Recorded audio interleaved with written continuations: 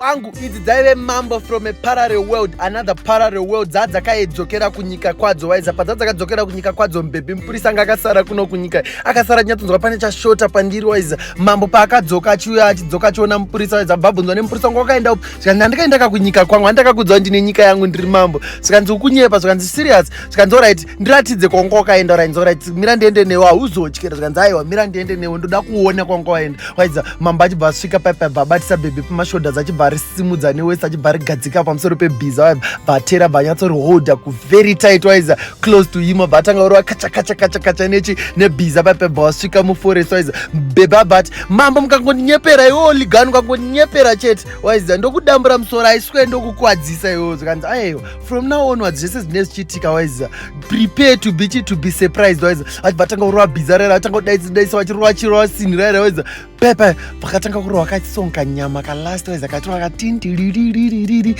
ba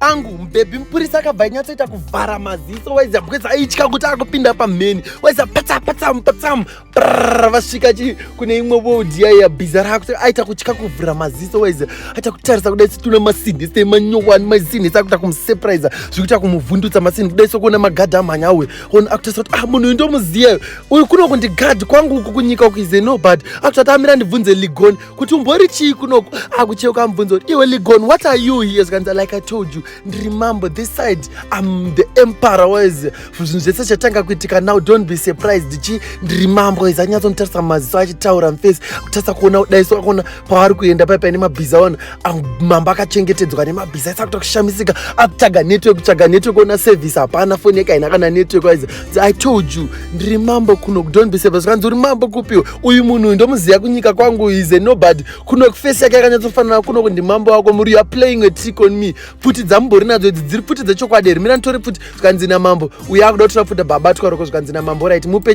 pfuti yachona achibata pfuti yachona but krakacha bva anongedzera mambo. Waiza akuda kupfura mambo paipa.